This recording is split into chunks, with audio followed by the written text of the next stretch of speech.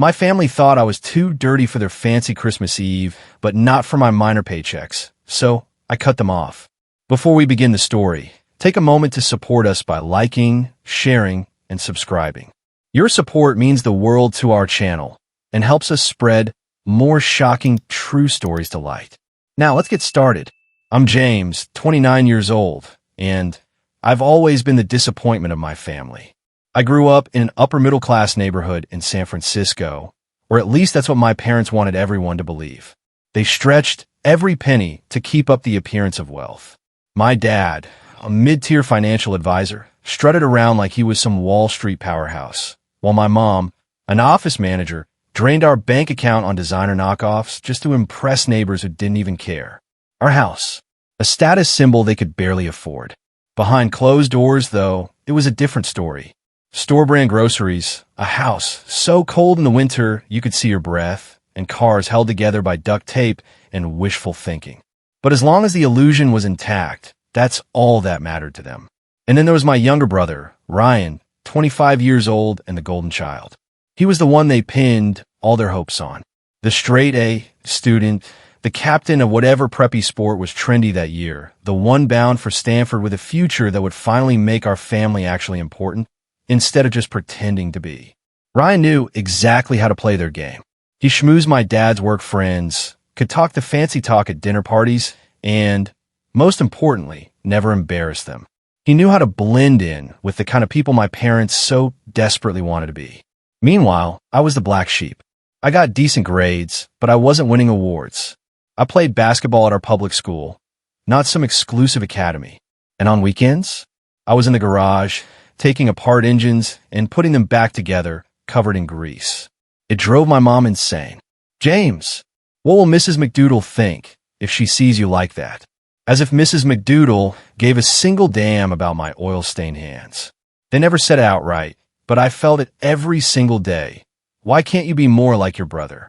My dad would come home from work, pat Ryan on the shoulder as he studied, then glance at me working on an engine with a disappointed sigh, like I was building bombs instead of fixing a carburetor.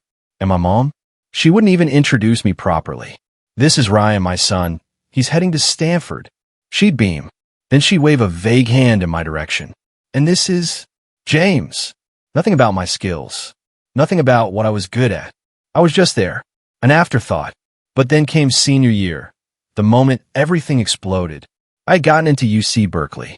My parents had pulled every string, kissed every ass, and called in every favor to get me in. Their plan was already mapped out. I'd major in finance or pre-law, join the right fraternity, meet the right people, and eventually become a respectable little clone of every other suit-wearing drone they admired. But I had other plans. I told them I was moving to Arizona to work in mining. And that broke them. Mom gasped like I had just told her I was running off to join the circus. Dad's face turned so red, I thought he might actually pop a blood vessel. Mining? Are you out of your goddamn mind? He bellowed, slamming his hand on the counter. Nobody in our circle works with their hands. We invested everything to give you opportunities. No, they invested everything in trying to turn me into a second version of Ryan. I wasn't playing their game anymore. Ryan, home from Stanford for the weekend, just sat there watching it all unfold with his usual smug expression. Later, when I went to grab a soda from the kitchen, he cornered me. You know this rebellious phase is embarrassing everyone, right? He said, voice dripping with condescension.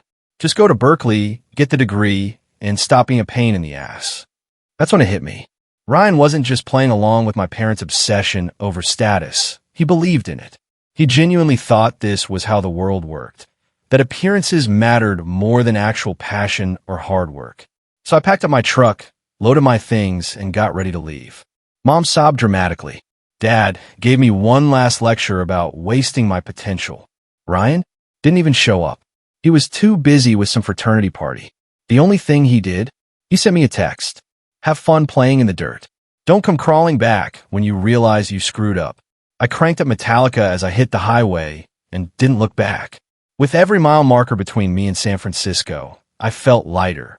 For the first time in my life, I wasn't being measured by their impossible standards. I wasn't pretending to care about their world of wealth and appearances. I was finally choosing my own path, and I had no idea what was waiting for me on the other side. The reality of mining, a hard life, but an honest one. The first few years in Arizona, brutal.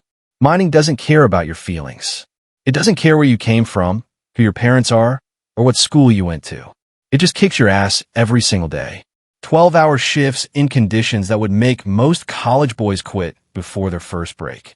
The heat, unforgiving. The dust, thick enough to choke you.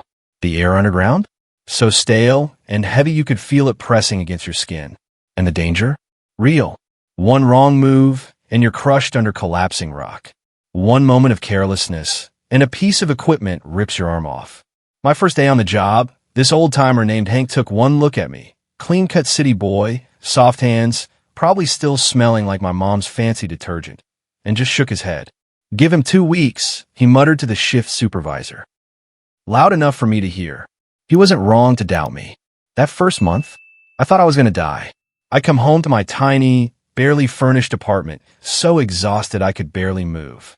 My body ached in places I didn't even know could hurt. Some nights, I was too damn tired to shower. I'd just collapse on my mattress, covered in dirt, and set my alarm for 4:30 a.m. to do it all over again.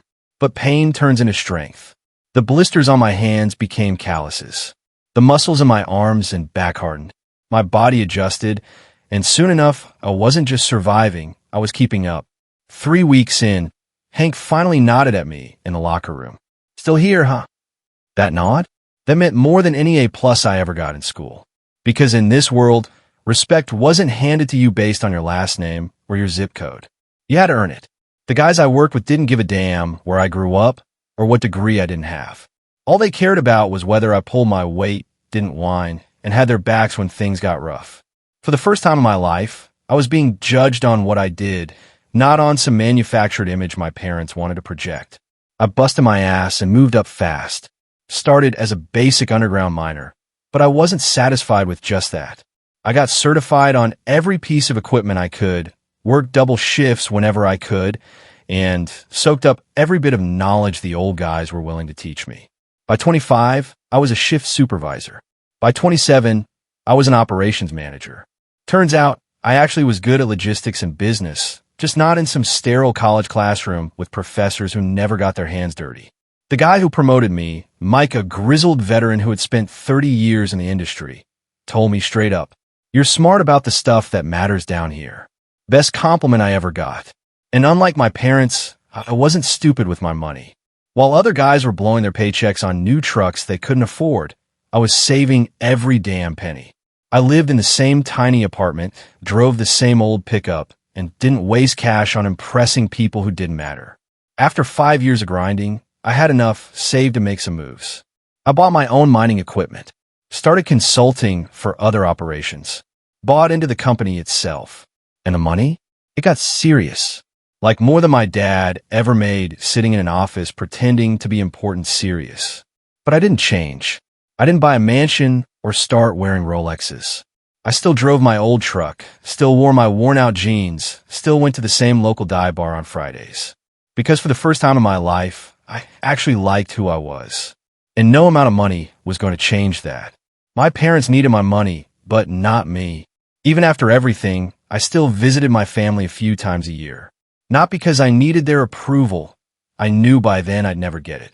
But part of me still hoped maybe one day they'd finally understand. They never cut me off completely, but they sure as hell made it clear that my career was an embarrassment to them.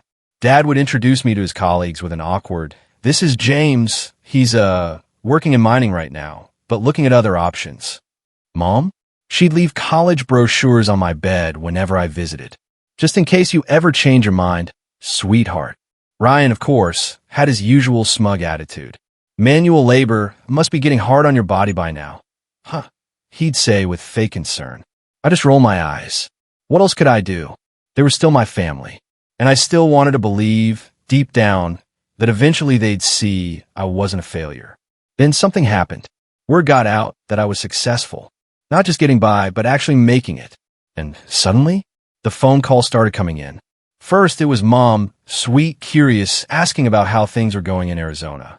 Then Dad, grudgingly admitting that I had found my footing in my unusual career choice. I kept it civil but distant. Yeah, things are good. Business is expanding. I never gave them details. Then, the real reason for their calls became clear. They needed money. At first, it was subtle. Your father and I are thinking about remodeling the kitchen, but with the market being so volatile, Mom would trail off, waiting for me to jump in with an offer. Then it escalated. Ryan's startup is having a tough quarter. We just need a little investment to keep it going. At first, I helped, paid for their home renovation, invested in Ryan's doomed tech venture, covered their country club dues when Dad's firm had a rough year. Hell, I even set up monthly transfers into my parents' account to keep them comfortable. No questions asked. And, yeah, part of me enjoyed it. These are the same people who thought I was a failure, who looked down on my career. Yet here they were, cashing checks from the very job they were ashamed of. The irony wasn't lost on me. But what I didn't realize was that by helping them, I had just opened a door that would never close. Because once you start giving, they start expecting. And that's when I learned the truth. I was good enough for my money, but not good enough for them. And that lesson? That one came on Christmas Eve. Too dirty for Christmas, but not for their bank account. A few years had passed since I left San Francisco. I was living my own life, running my own business, and making more money than my dad ever dreamed of. My parents and Ryan were still comfortably leeching off my bank account, acting like my success was some fluke, like I'd eventually come to my senses and rejoin their world of fake wealth and forced smiles. I kept things civil. I didn't rock the boat. And despite everything, I was actually excited for Christmas that year. I had been working nonstop and hadn't seen my family in months. So there I was, standing in my kitchen, scrolling through my phone, trying to decide what expensive bottle of whiskey to bring for Christmas Eve dinner when my phone rang. Mom. I picked up, expecting the usual "what time are you getting here?" conversation. Instead, she hit me with a sentence that made my stomach drop. "James, darling, we're doing Christmas Eve a little differently this year." Immediately, I knew something was off. Different how? I asked, already feeling my guard go up. "Well," she continued, her voice taking on that fake, "we're pretending this is no big deal" tone. "Ryan's bringing his new girlfriend. She's a Caldwell, you know, the Boston Caldwells. And her parents will be joining us. Your father's new partners and their wives will be there as well. It's going to be quite elevated this year." I'll let the words sink in. Elevated. Like they were hosting the royal family instead of a bunch of finance guys and some rich in-laws. I didn't say anything. I just waited, because I knew where this was going. And she didn't disappoint. "With your schedule being so busy and all your projects," she continued, "we thought it might be best if you skipped this one. We could do a small family gathering after the holidays, something casual when you're in town next." I felt my jaw clench. Casual. After the holidays. Not Christmas Eve. Not the actual family gathering. No, I wasn't good enough for that. "So, let me get this straight," I said, keeping my voice even. "I'm good enough to send you money, but I'm not good enough to sit at the dinner table?" Mom sighed like I was the one being difficult. "James, it's just that your grandparents will be there, and Uncle Roger, and with Ryan's new connections, we just don't want any scenes. You being so different, you know how people talk." Different. That's what she called it. Not successful. Not hardworking. Not self-made. Just different. Because I worked with my hands. Because I didn't wear suits and talk about stock portfolios over overpriced cocktails. Because I was embarrassing to them. And the worst part? My dad was in the background the whole time, listening, but of course he didn't have the balls to get on the phone and say it himself. "Are you serious right now?" I asked, my voice dropping an octave. "James, it's just one night," she said, like she was doing me a favor. "We'll save you some leftovers." Leftovers. Like I was some stray dog they'd throw scraps to after the real family finished eating. That was it. That was the moment something inside me just snapped. 3 years. 3 years of bailing them out. 3 years of paying for Ryan's failed business, covering my parents' country club dues, making sure their perfect little bubble of status and wealth never popped. And I was still not good enough. I was good enough to fund their lifestyle, but not good enough to be seen with them. I hung up without another word. Seconds later, my phone buzzed with a text from Ryan. "Mom says you're being difficult about Christmas Eve. Just go with it this time. The Caldwells are important connections. We'll make it up to you. Don't be a jerk. Connections. Make it up to me. Like I was some hired help that could be rescheduled for another day. I didn't even bother responding. I just sat there, staring at the screen, feeling this mix of rage, hurt, and disbelief swirl together into something I couldn't even name.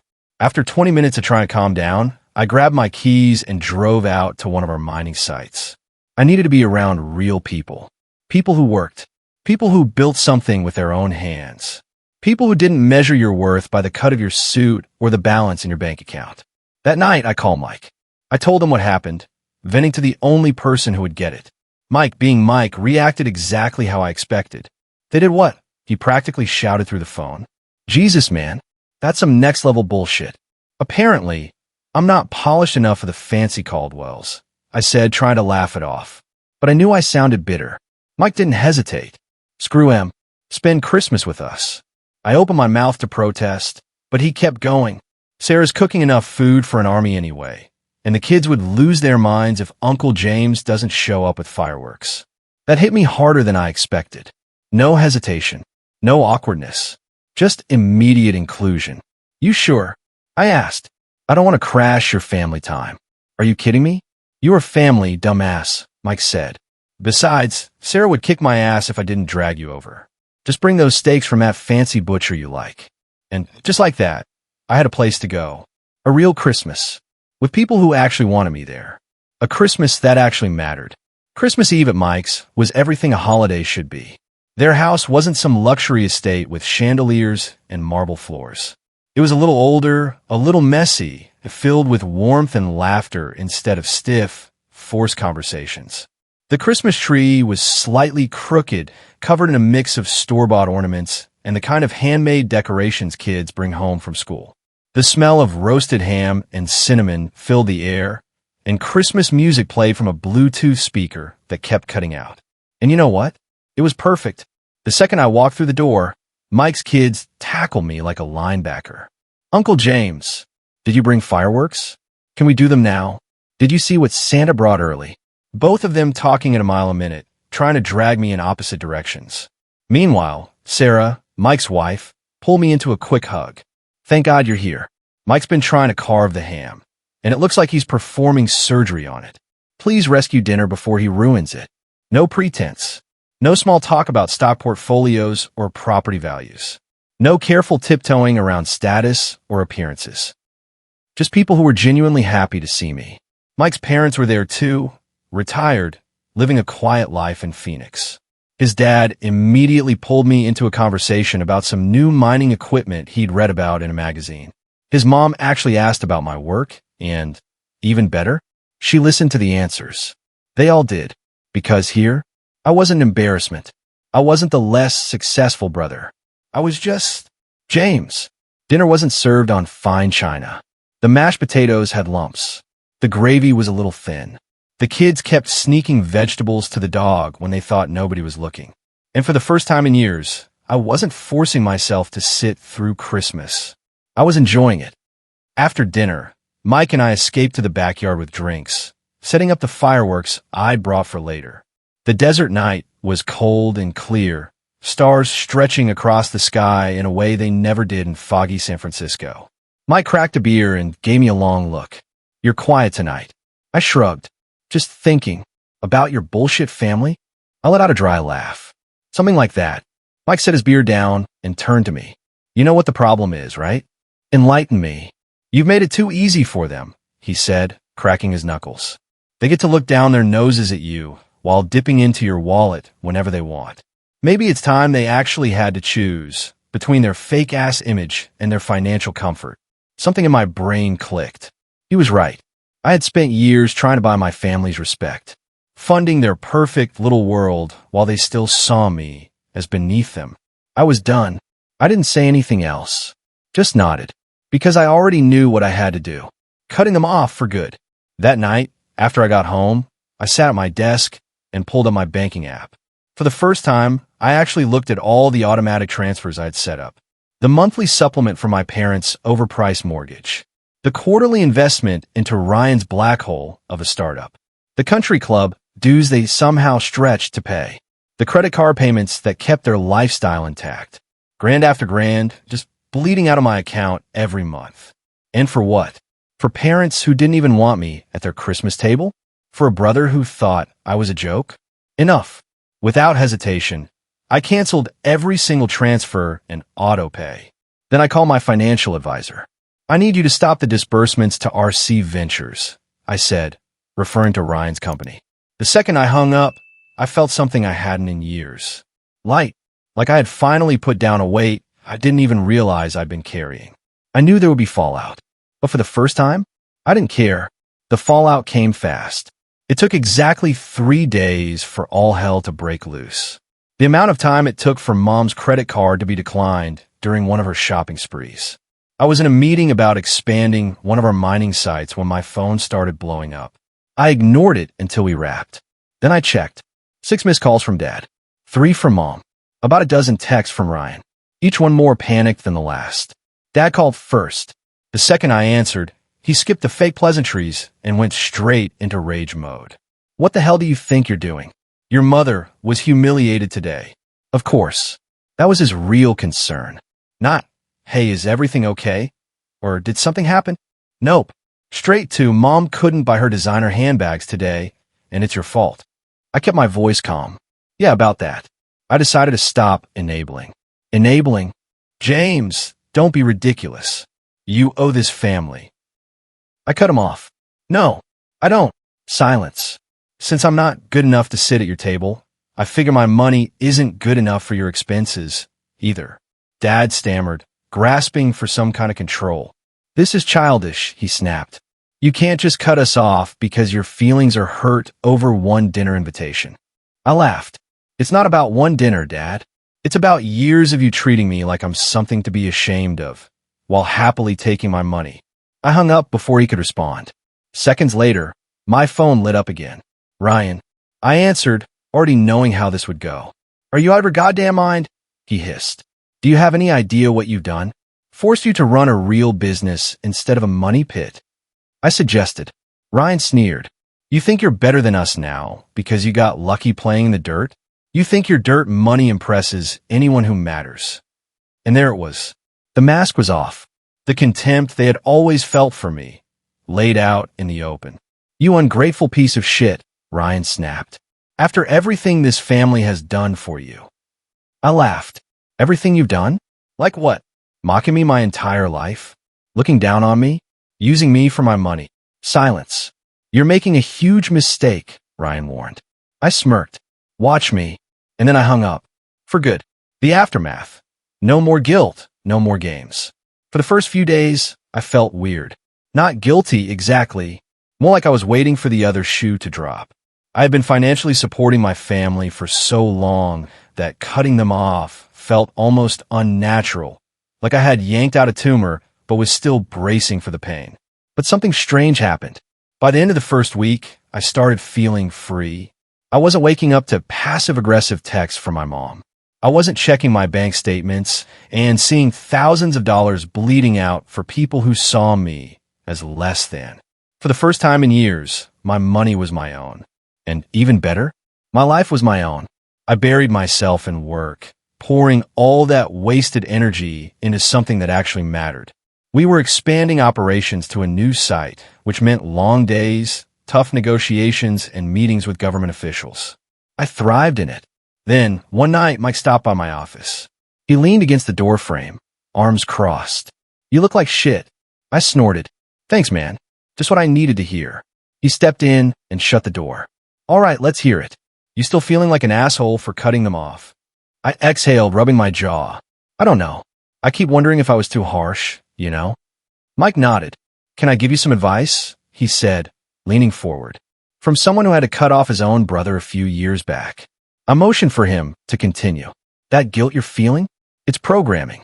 They drilled that into you from day one. It's how they controlled you. But ask yourself this. He leaned in. If a friend treated you the way they did, would you still be friends with them? I didn't even have to think. Hell no. Mike nodded like he had been expecting that answer. So why is it okay just because they're family? He let that question hang in the air. I had no answer, because I already knew he was right. That night, I did something I should have done years ago. I deleted every single voicemail my family had left me without listening to them. Whatever guilt trips, accusations, or manipulations they were trying to pull, I didn't need to hear it. I already knew the truth. I deserved better than what they were offering. Building something real. With my family in the rearview mirror, I doubled down on what actually mattered. First thing I did, I bought a controlling stake in a mining operation where I had started as a grunt worker. The owner was looking to retire, and I had spent years learning every aspect of the business. The negotiations were brutal. 3 straight weeks of dissecting financials, equipment valuations, and future projections. But when the dust settled, I owned 51% of the company that had given me my start. The day after we closed the deal, I called an all-hands meeting. The guys were nervous. New ownership usually means layoffs or some corporate suit coming in to shake things up. I kept it simple. You all know me, I said. I started right where a lot of you are now. I'm not some investor looking to strip this place for parts. I want to build something real, and I need all of you to help me do it. The relief in the room was palpable. My first big decision, investing in better safety equipment. Mining is dangerous as hell, and I had seen way too many guys get injured over outdated gear. Within 6 months, workplace injuries had dropped by nearly half. That wasn't just a win for the company. It meant guys weren't losing their livelihoods. It meant families weren't suffering. It was the right thing to do. Real people, real relationships. I kept my life simple. I bought a modest ranch house outside Tucson, with enough land for a proper workshop where I could tear apart engines on the weekends. My days fell into a rhythm that felt right. Wake up at 6 a.m., work till the job's done. Weekends meant off-roading, working on my truck, or grilling with friends. No bullshit, no drama, just real people living real lives. And then something unexpected happened. Mike's wife, Sarah, had a cousin, Emma. She had just moved to Arizona for work, and Sarah was throwing a small cookout to welcome her. You should come, Mike said. I raised an eyebrow. This isn't another setup, is it? Mike laughed. Maybe, but Sarah says she's different. She's got a PhD, but thinks most academics are full of shit. Sounds like your type. I rolled my eyes, but agreed. What did I have to lose? Turned out, Emma was different. She showed up to the cookout in worn jeans and hiking boots, hair pulled back in a messy ponytail, way more interested in the rock formations on Mike's property than making small talk about the weather. Within minutes, we were deep in conversation about geology, environmental impact studies, and the best ways to balance mining with sustainability.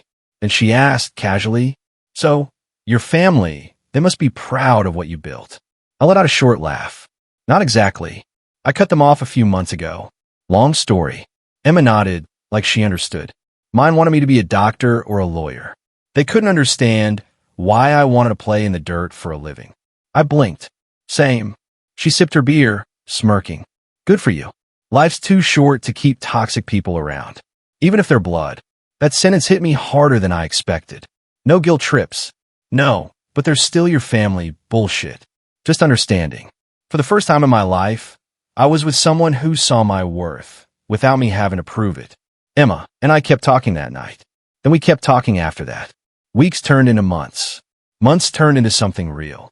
My family crumbles, and I let them. I never went looking for updates on my family. But information had a way of finding me. 8 months after I cut them off, I got a call from an old family friend, Diane, my mom's former best friend. "James, I just wanted to check in. I heard about your parents." Turns out, my parents had been living beyond their means for years, even before I started supporting them. Dad's financial advisor job never paid as much as he pretended. And Ryan? His company had been investigated for fraud. He was serving time in a minimum security facility in California. Meanwhile, Dad had lost his license and was now working retail at a golf equipment store. And me? I was thriving. And I didn't feel bad, because they had made their choices, and I had made mine. 1 year later, Thanksgiving and the final goodbye. 1 year after I cut them off, my mother called my office. They were in Arizona. They wanted to see me. For Thanksgiving.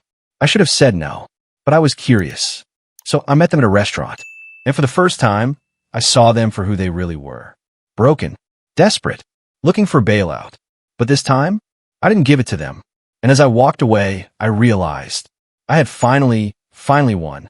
If you enjoyed this story, don't forget to hit that like button, share this video with your friends, and subscribe for more real-life family dramas. Let me know in the comments what you think about today's story. Was it fair or totally messed up? See you in the next one.